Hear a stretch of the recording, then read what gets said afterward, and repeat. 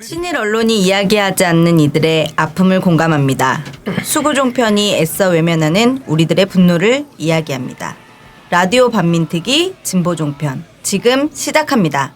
방송을 녹음하는 6월 13일은 벌써 우리 효수님이 선이가 미군의 장갑차에 깔려서 안타깝게 목숨을 잃은 사건이 일어난 지 벌써 14년이 되는 날입니다. 2002년 6월 뭘 하고 계셨나요, 두 분? 다 뭐 사고 소식 듣고 나서 완전 충격에 빠졌죠. 충격에 빠지고 막 이걸 이제 알려야 된다. 그때 이제 또 월드컵이니까 엄청 묻혔잖아요. 근데 이걸 알려야 된다 해서 뭐 홍보도 하고 선전도 하고. 근데 지금 그때를 이제 모르시는 분들은 지금 효수님 미선이 2002년 하면 촛불 막 기억하시고 하는데 그땐 그런 게 없었거든요. 장갑차 몰았던 뭐 책임자가 무죄 받고 나서 갑자기 난리가 났죠. 막 난리가. 효수님 미선이 그때 막 화나고 분노한 것도 크게 생각이 나고, 근데 생각지 못하게 촛불 시위가 너무 거대하게 벌어진 그것도 또 기억이 나고. 그래서 저는 그때 요 사건이 일어나고 얼마 후에 한참 대학생들이 여름 농활 갈 때거든요. 네.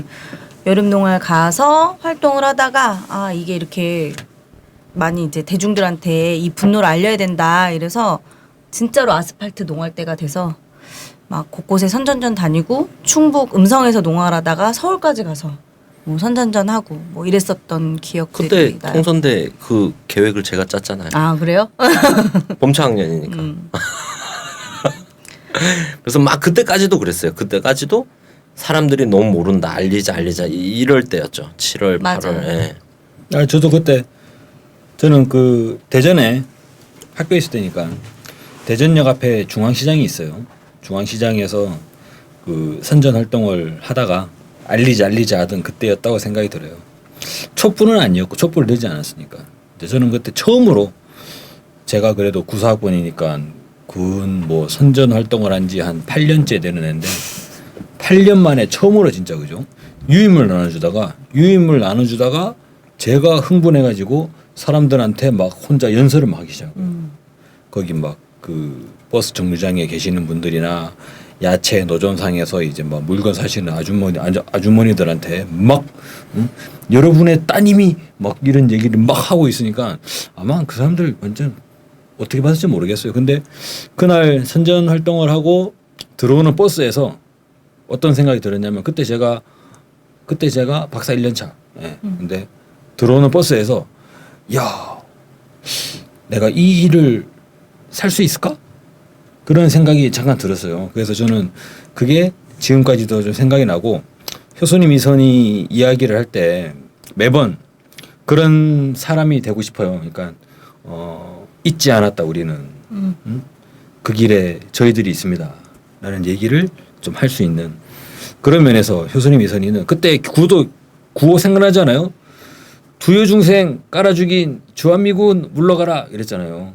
효수님 미선이 일이 딱 터졌을 때는 저희는 막 분노하긴 했는데 그런 게 계속 있어 왔잖아요. 90년대 초부터도 윤금희 씨부터 해가지고 계속 있어 왔잖아요. 제가 96년에 이제 감옥 갈 때 천안 소년교도소에 있었는데 그때 소년교도소에 주한미군 범죄자들이 그쪽으로 와요. 거기 특별 감옥이 있어요. 근데 걔네는 이제 특별 관리가 되는 거지. 11명 있었어요. 그때 11명 있었는데 완전 호텔이에요. 호텔. 우리가 한 200~300명 있는 건물에 걔네는 11명에서 뭐 영화실 따로 있고 주방 따로 있고 헬스실 따로 있고 뭐 개인 침대 다 따로 쓰고 우리는 칼잠 자는데 하여간 걔네 11명이 있는데 주한미군이 감옥살이까지 할 정도면 그냥 우리처럼 우발 살인 정도로도 실형받고 감옥살이 안 해요. 거기 온 애들은 다 케네스 마클 걔도 있었거든요. 윤금희 씨 했던 그놈도 있었고 그리고 그때 유명했던 애들 다 있었는데 그 택시 기사들 연쇄살인범 그리고 와이프랑 장모랑 다 목 절단해서 죽인 뭐 그런 애들 약간 연쇄살 악질 범죄자들. 네, 그런 거 계속 보다가 효순이 미선이 사건까지 딱 터졌죠. 어려서 가슴이 더 아프고 그랬지만 그 하반기에 촛불 그런 대규모 군중 시위까지 되리라고는 사실 상상을 못했죠. 왜냐면 너무 많이 주고 왔으니까 대한민국에서 주한미군 때문에. 근데 그래서 하반기에 진짜 깜짝 놀랐죠. 충격. 네, 벌써 14년이거든요. 네. 이 아이들이 아니네 이제 30이 넘었겠네요. 이제 30이 됐겠죠. 네. 30살쯤 되었을 텐데 14년이 지났지만 아직도 주한미군은 대한민국에서 우리 국민들의 목숨을 위태롭게 하는 일들을 벌이고 있습니다.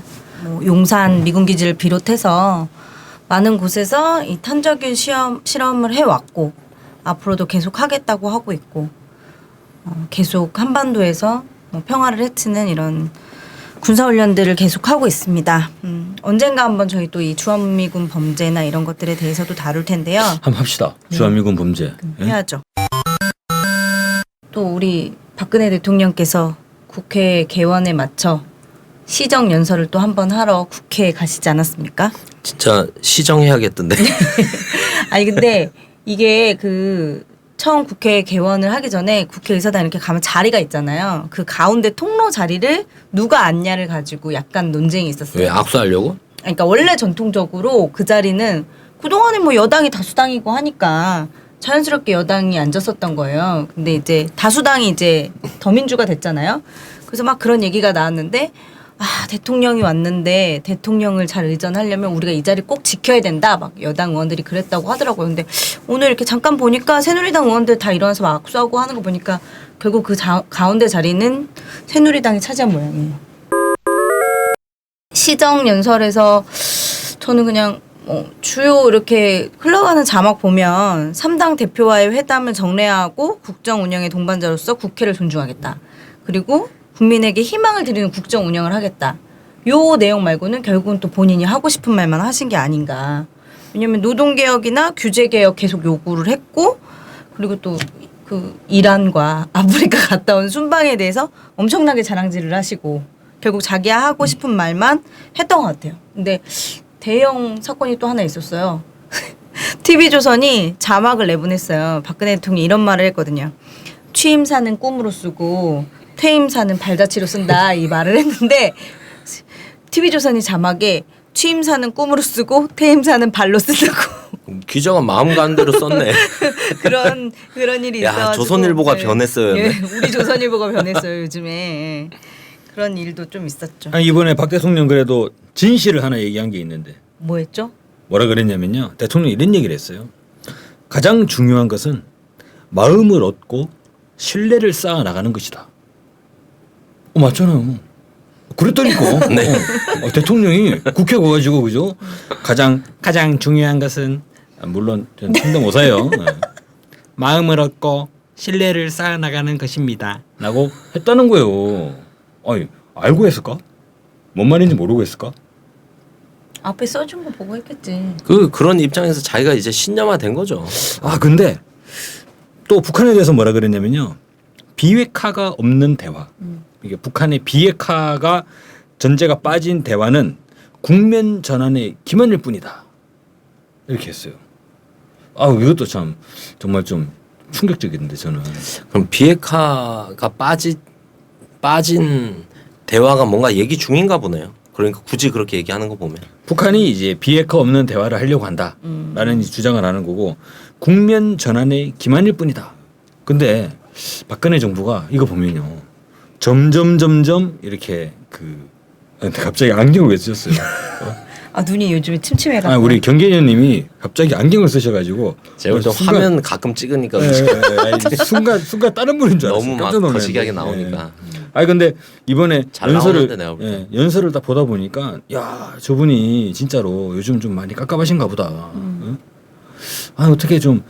어떻게 하면 대화를 안 할 수 있을까? 근데 보수 진영은 정말 논리가 정말 좀 그렇지 않아요? 왜냐하면 박근혜 대통령 후보 시절에 뭐라 그랬습니까? 한반도 신뢰 프로세스.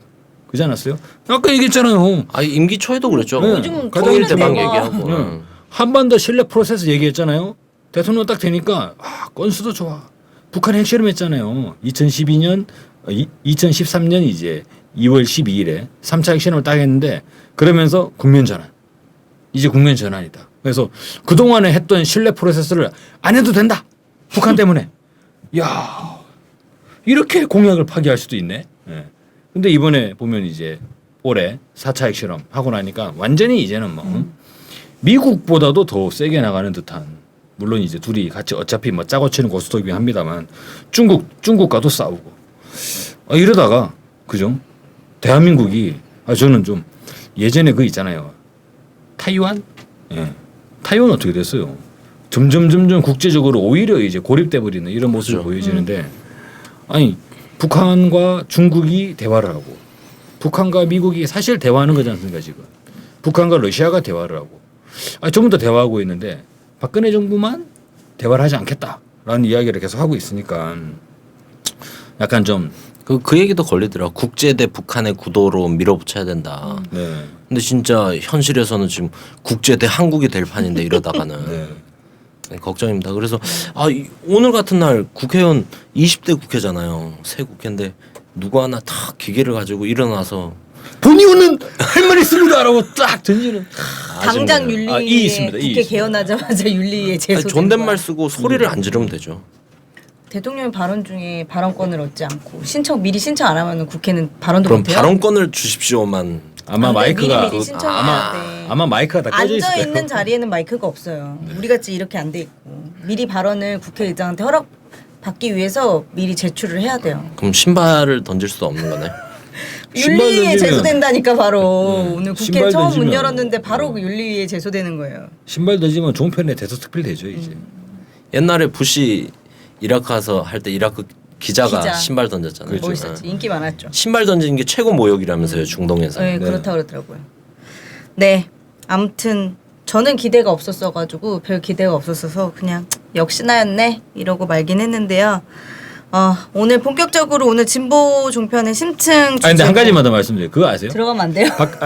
하나만 더 말씀드리면 박근혜 대통령이 이번에 국회 연설이 5번째래요. 네. 그러면서 뭐라 그랬냐면 대통령 중에 국회 연설을 가장 많이 했다는. 자기 필요한 거 소통. 필요할 때만 그러니까 와가지고 얘기하는 거지. 이거 박근혜 대통령이 생각하는 소통은 가서 자기 할 말을 하는 거야. 지시. 네. 그러면 그게 소통인 거예요. 그런데 예전에 청와대에 그런 얘기 있었잖아요. 청와대 일하기 힘든 게 뭐냐, 박근혜 대통령을 모시기 힘든 게 뭐냐라고 할 때 박근혜 대통령이 그런다는 거예요. 제가 꼭 그걸 말로 해야 하나요?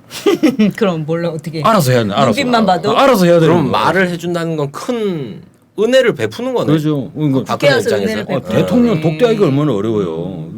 이병기 대통령 그러네. 실장 그러면 있잖아요. 국회의원 300명들이 오늘 제 얼굴 보신 게 영광입니다. 이게 그냥 본심인 그죠, 거네. 그죠. 그래서 내가 우리 남편한테 자주 하는 말인데 가서 그걸 말로 해야 알아 이런 거. 생각을 이야기해줬다. 야 정말. 그리고 부부 사이에나 가능한 거지 무슨 소리야. 부부 사이엔 더 존중하고 존경해야죠. 아니 이제 말하지 않아도 눈빛만 봐도 아니까 부부 사이. 네, 오늘 그렇게 별 기대 없는 박근혜 대통령의 시정 연설을 뒤로 하고 진보 종편의 심층 주제로 들어가 보겠습니다. 지난 6월 9일이었죠. 지난주에 구의역 스크린 도어를 수리하다가 사고를 당해서 세상을 떠난 김군의 장례식이 12일 만에 치러졌습니다.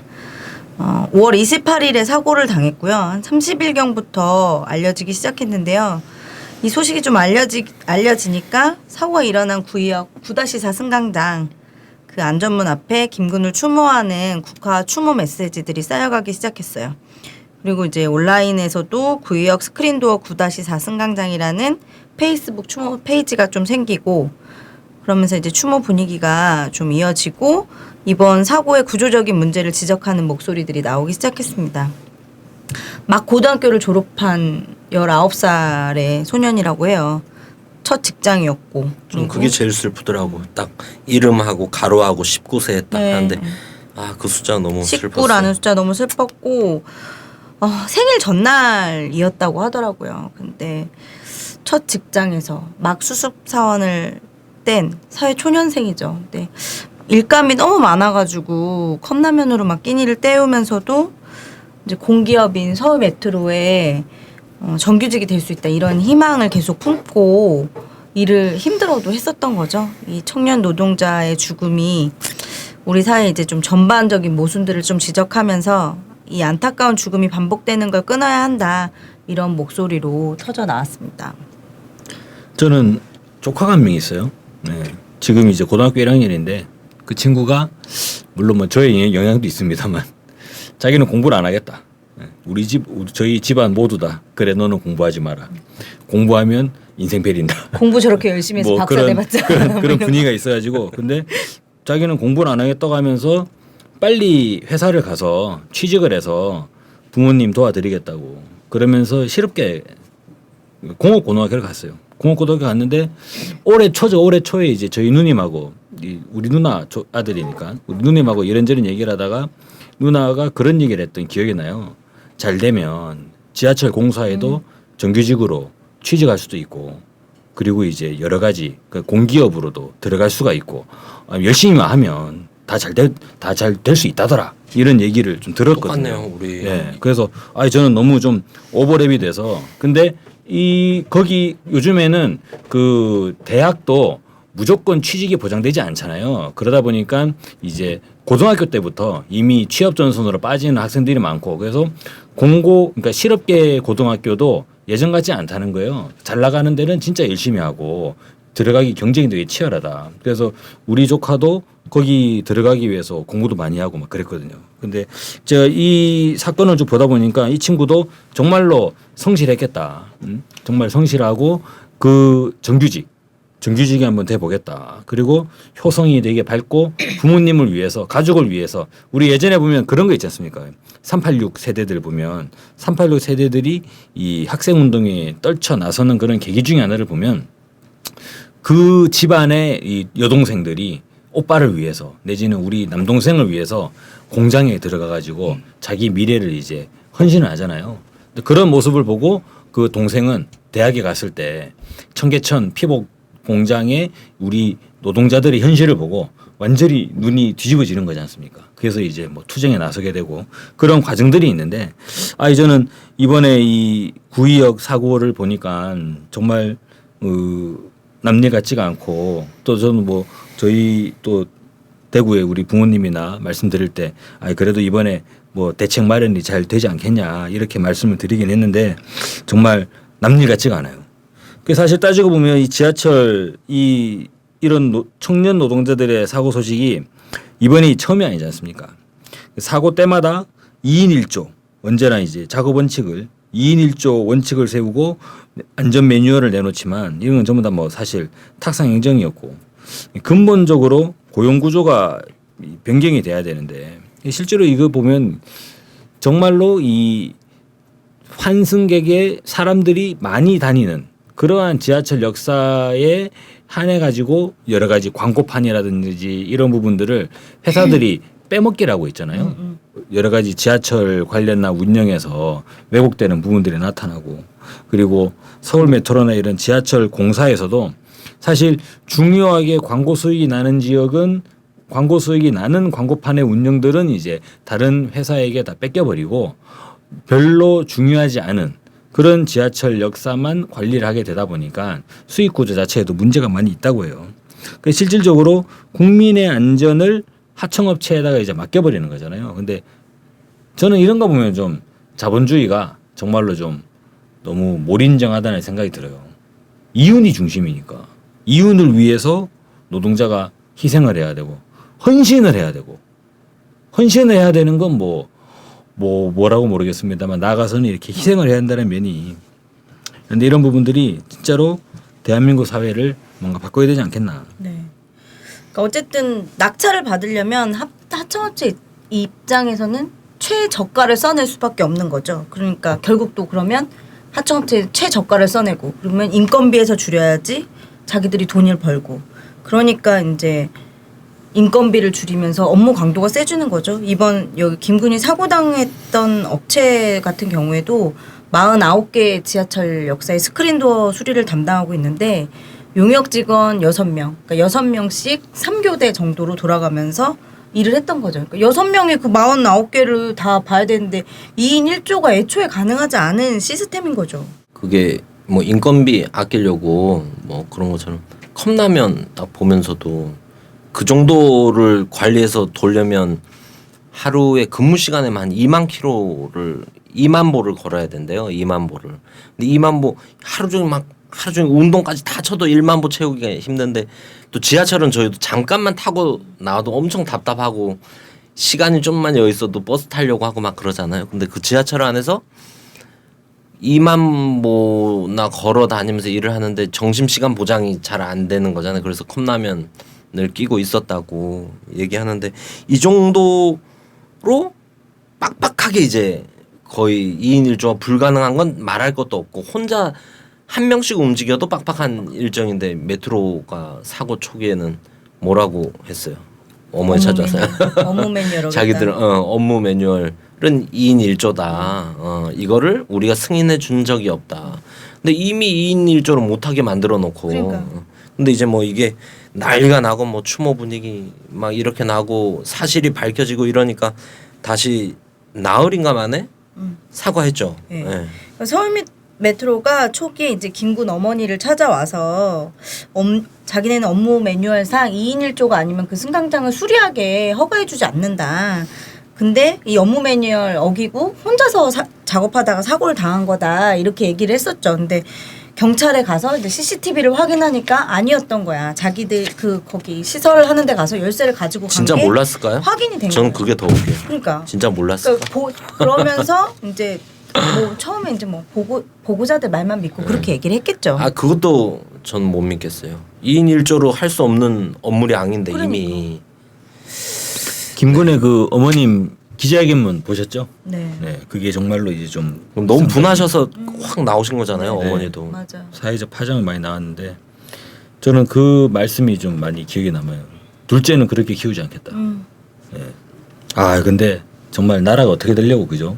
네, 정말 성실하고 그 예의 바르고 뭐 대바른 그런 아이는 정말로 희생당하고 아 진짜 한국의 대한민국 역사를 보는 것 같기도 하고 이제 오히려 약육 강식 사회니까 너는 꼭 깨바르고 네. 당하지 말고 살아 이렇게 키우면 어떻게든 그래도 그 어머님 목숨이라도 부지. 뭐라 그러셨어요? 우리 아들이 우리 애가 부모 위한다고 그렇게 열심히 일하다가 지금 내 옆에 없다고. 아 근데 정말 세월호가 그대로 지상에서 대접이 맞아요. 되는.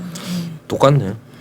그래서 사실 이 엄마가 굉장히 이 아들의 원통함을 좀 풀어주려고 그 기자회견장에도 나오시고 생전 처음 집회에도 나오시고 하셨던 건데 어머님이 계속 그런 말씀하세요. 부모가 힘이 없다. 그러니까 언론이 좀 알려달라. 진실 제발 좀 밝혀달라. 이런 말씀 계속 하셨었고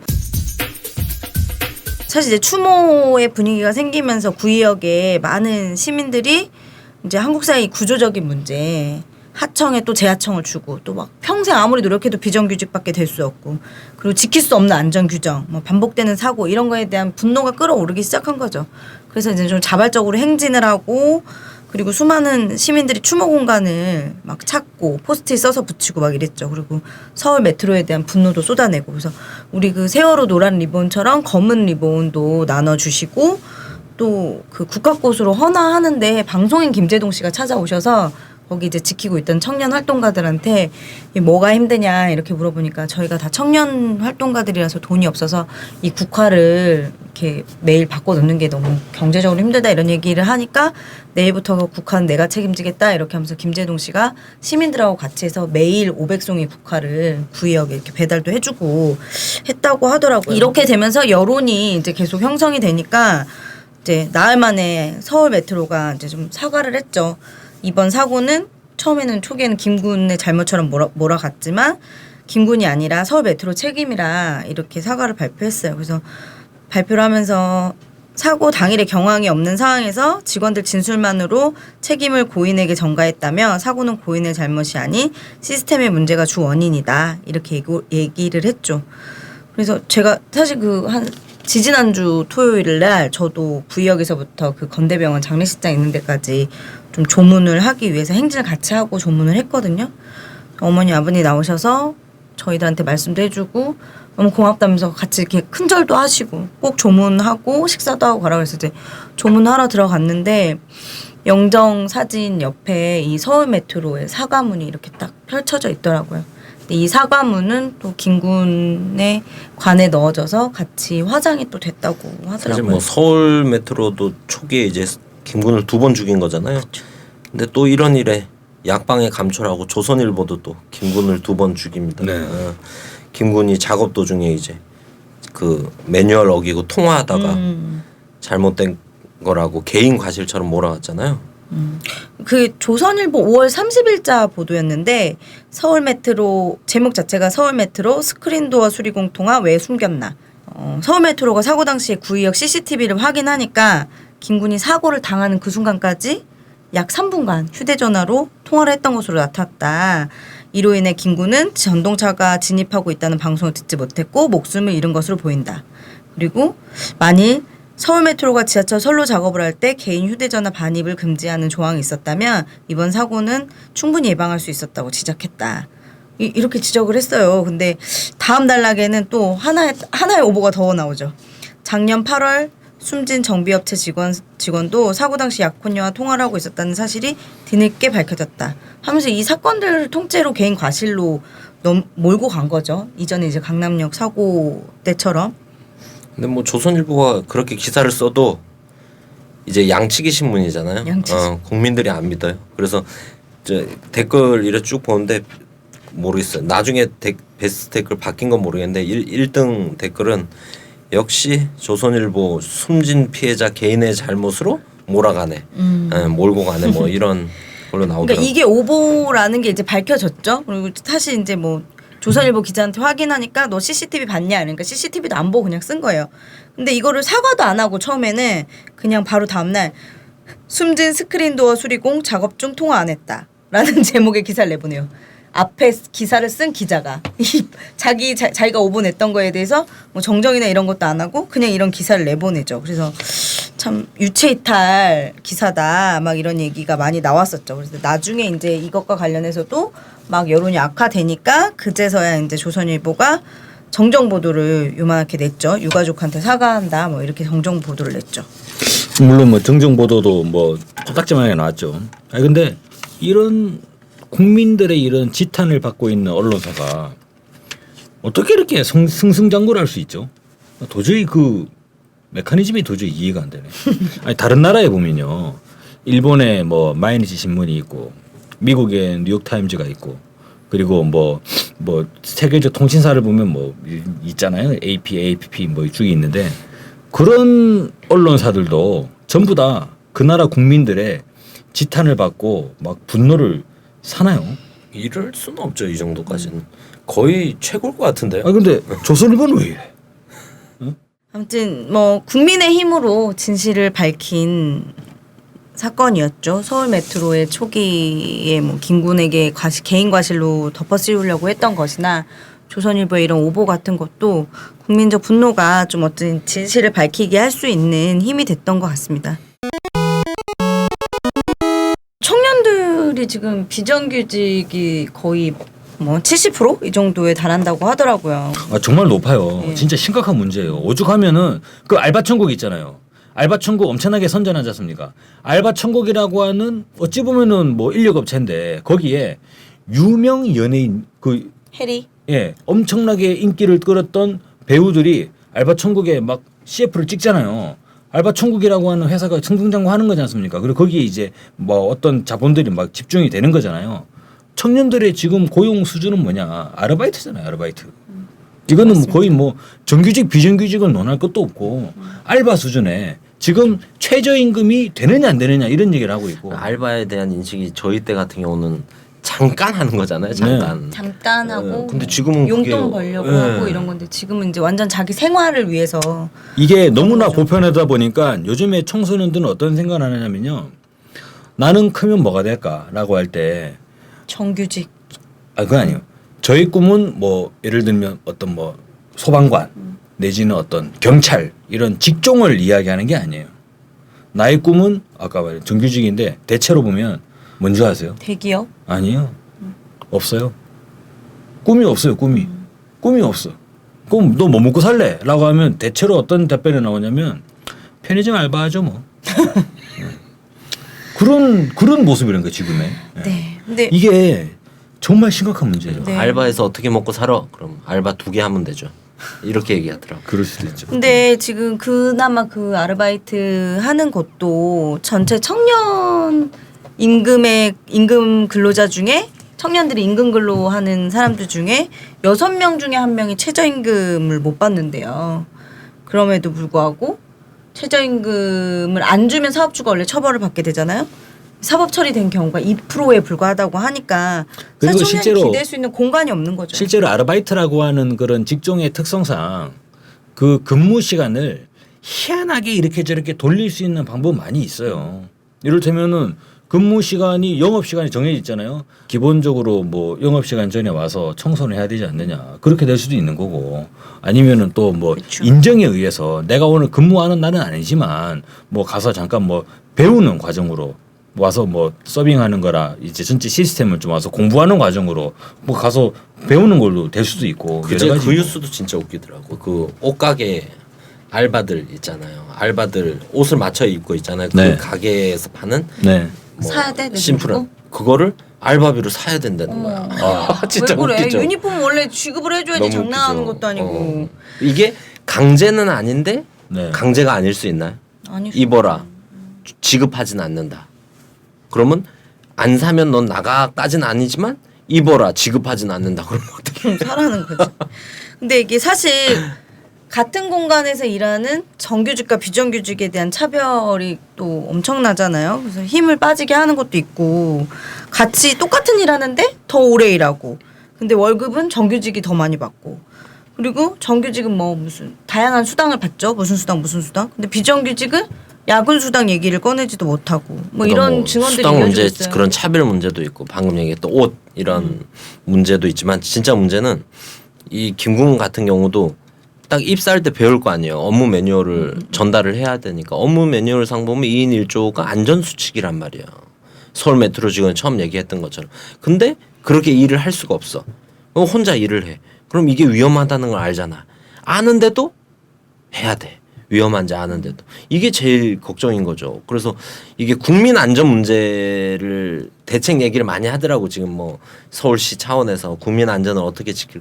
근데 이미 이 위험한 상황에 내몰려 있는 청년 알바생들, 청년 비정규직들은 어떻게 할 거냐. 이건 당장의 문제잖아요. 그렇죠. 그리고 실제로 그 안전 수칙 이런 부분들이 정규직이나 어떤 연구원들이나 이런 사람들은 정말 잘 보장이 돼요. 제가 제일 좀 그런 사람들이 AS 센터에 이를테면 그런 거 있지 않습니까? 이삿짐 센터에 고용돼 가지고 에어컨 이제 뭐 뗐다가 에어컨 설치하고 그건 진짜 위험하죠. 네, 고층 아파트 에어컨 설치하는 거 있잖아요.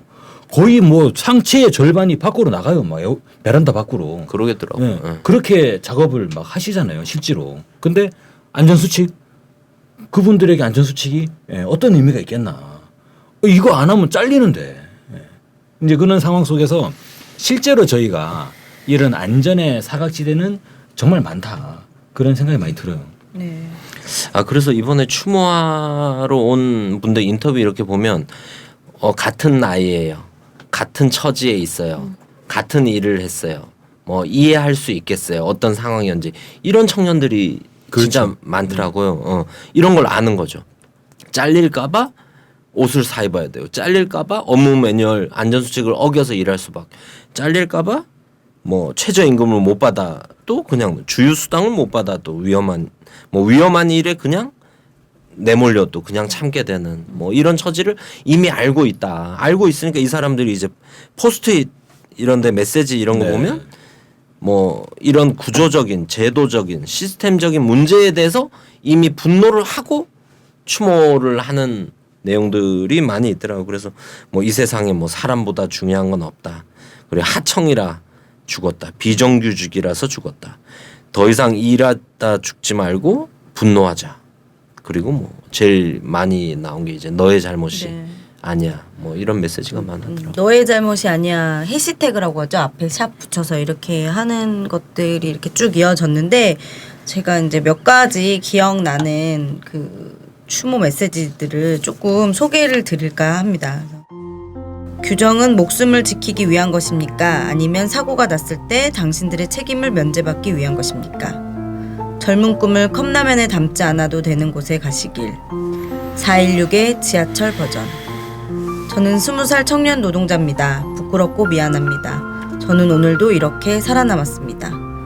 한국 살아가는 것이 아니라 살아남는 것이군요. 이런 일이 벌어지고야 비로소 관심을 갖는 우리를 용서하십시오. 당신의 죽음이 헛되지 않고 우리가 더불어 살 수 있는 사회를 만들겠습니다. 추모 공간 건드리지 마세요. 불편해도 됩니다. 비정규직은 혼자 와서 죽었고 정규직은 셋이 와서 포스트잇을 뗀다.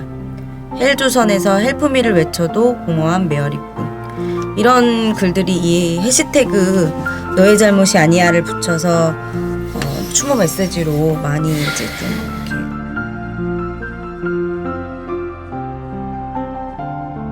비정규직의 문제 이 얘기를 많이 하고 있는데 이것을 그 이제 사회 지도층이나 아까 말씀드렸던 이제 어떤 유수의 권력에 가까운 이런 언론사들은 어떻게 접근을 하냐면 정규직과 비정규직의 갈등으로 내지는 비정규직과 알바생의 갈등으로 비정규직과 실업자의 갈등으로 끊임없이 분열하는 그런 면이 가지고 있는데 사실 한번 따져보자는 거죠.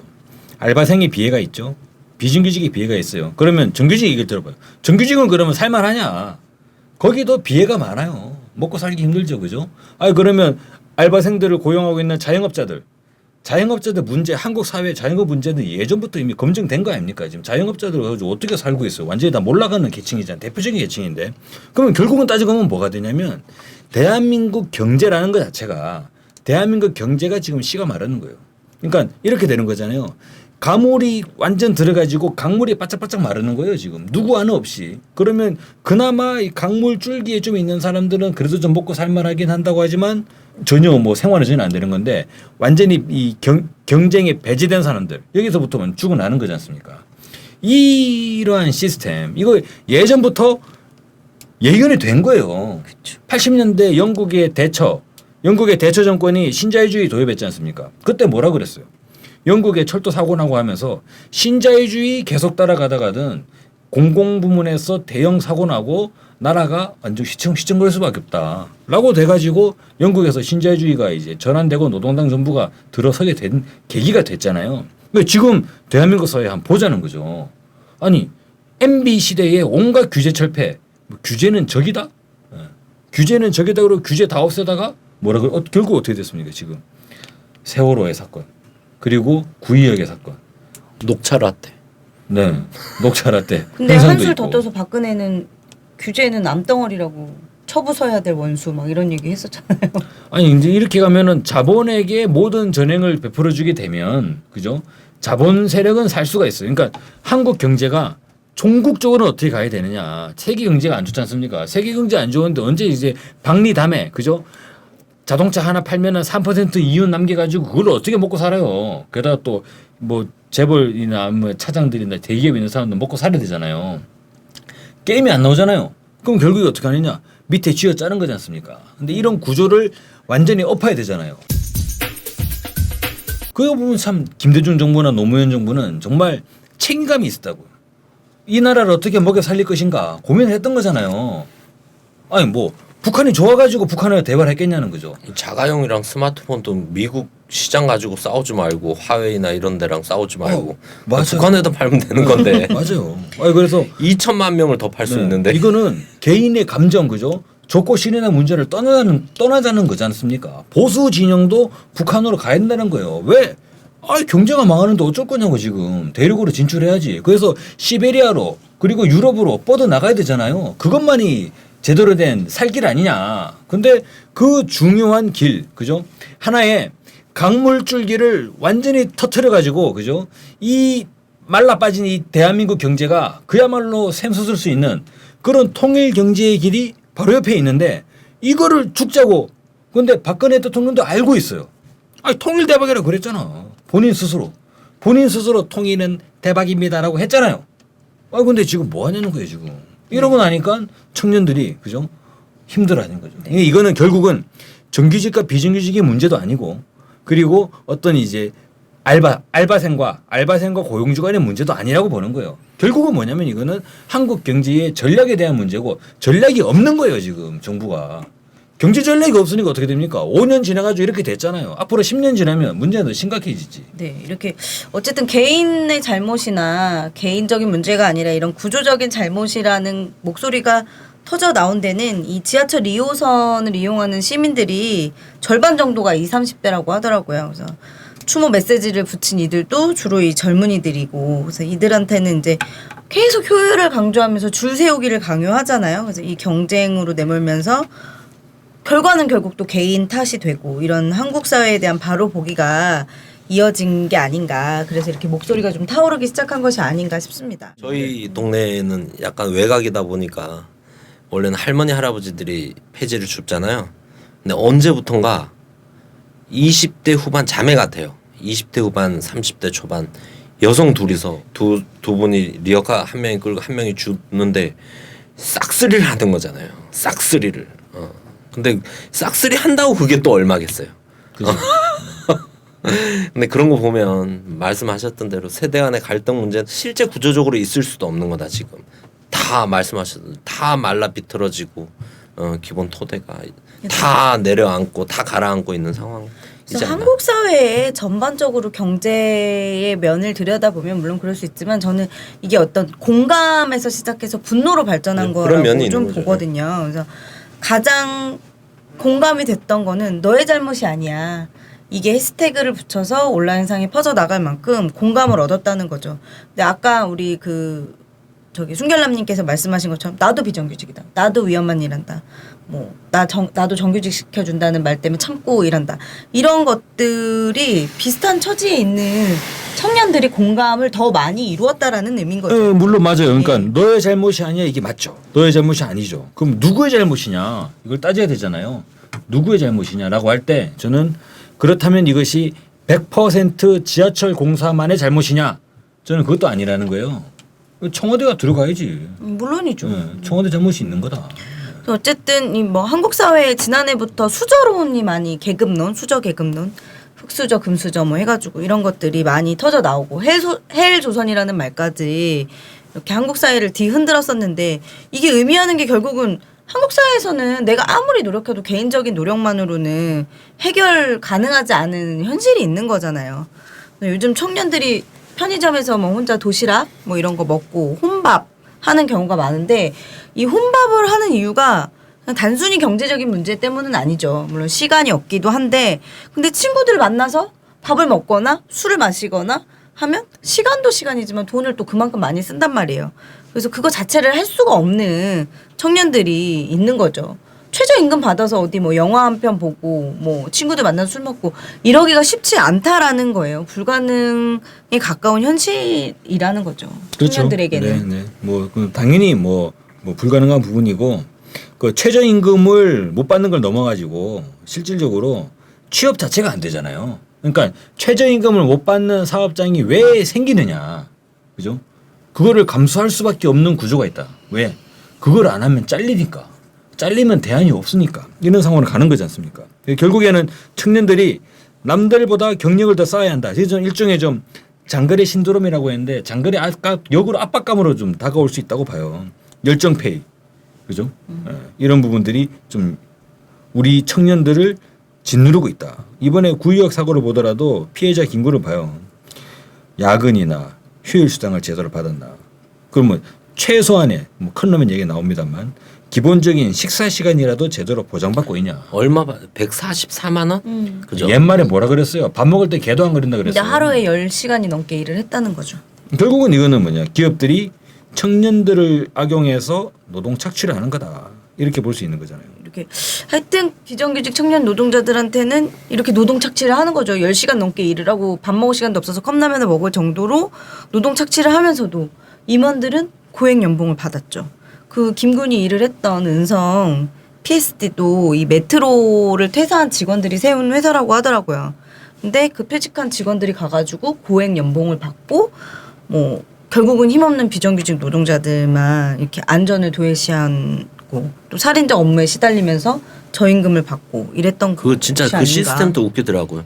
이 하청을 받으려면 하청 그 회사에 그 서울 메트로 직원이 30% 이상이 서울 직원으로 메트로 출신 직원이 30% 이상이 있어야 된다는 그러니까 조항이 외피아 있는 거예요. 소리를 듣는 거예요. 이미 이걸로 결탁 담합이 된 거잖아요. 이거는 내용적으로. 그리고 그 메트로 직원들은 월급도 다른 사람들 3배 이상을 받는 거예요. 딴 사람들은 정년도 더 100 빈다고 몇십만 원 그러잖아요. 이렇게 봤는데 늦게 들어온 나이도 제일 많은 사람들이 하는 일도 제일 적은 사람들이 400만 원 이상씩 다 그 사람들이 받는 현장에 가서 안전문 고치진 않을 거 그러니까 아니에요. 이게 하청의 문제도 있지만 또 이런 메피아라고 불릴 정도로 이 담합 결탁의 문제가 있으니까 이런 신입 직원들한테는 네. 더 임금이 적고 그리고 이 문제가 또 여러 문제도 있는데 이러면서 청년들의 빈곤 문제 이것도 이번에 또 부각이 많이 됐다. 꼭 아까 컵라면 얘기도 하셨는데 컵라면이 돈이 없어서 먹은 게 아니 시간이 없어서 컵라면 먹었지만 컵라면이란 장면이 주는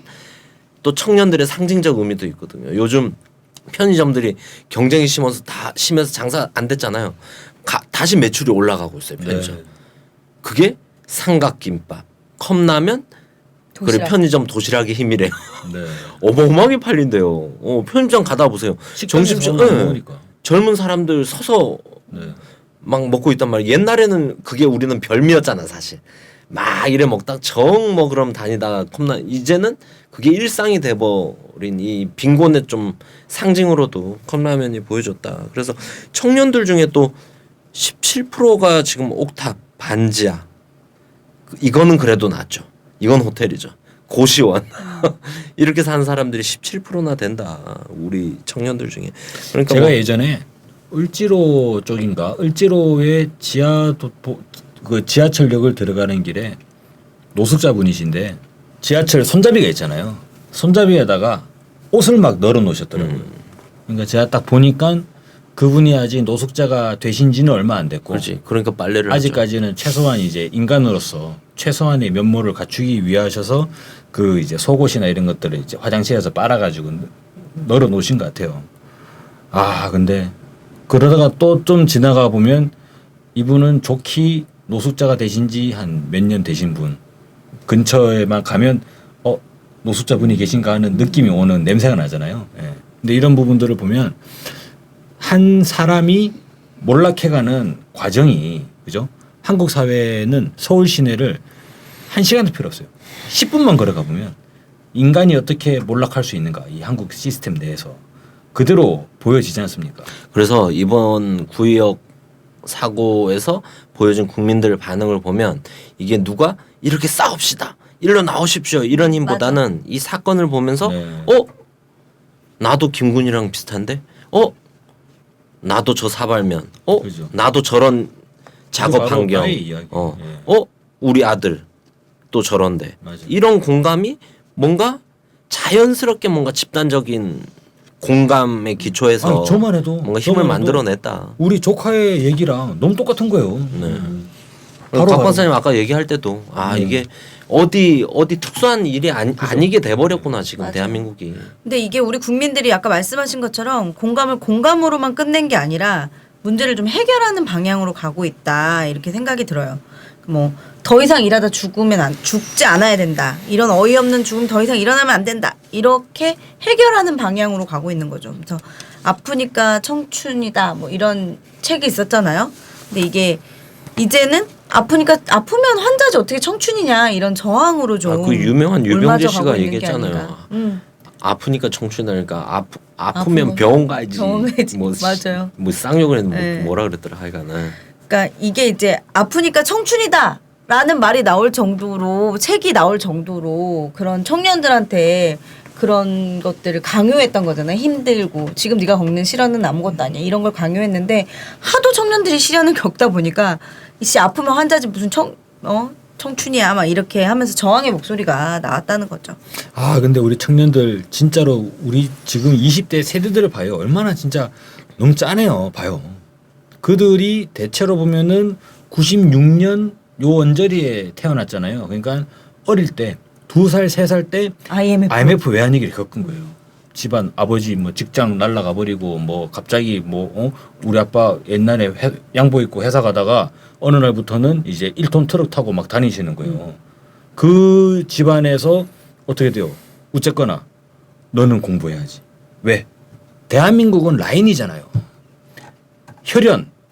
혈연이 태어나면 결정돼 버리는 거잖아요. 물론 결혼하면서 바꿀 수 있지만 이거는 다른 라인을 타야지 바꿀 수 있는 거고. 지연은 중요하지 않아요. 근데 그다음 학연이잖아요. 학연은 왜? 그때만 하더라도 그래 네 좋은 대학 가라. 네 좋은 대학 가가지고 좋은 라인 타면 네 인생 바뀔 수 있다.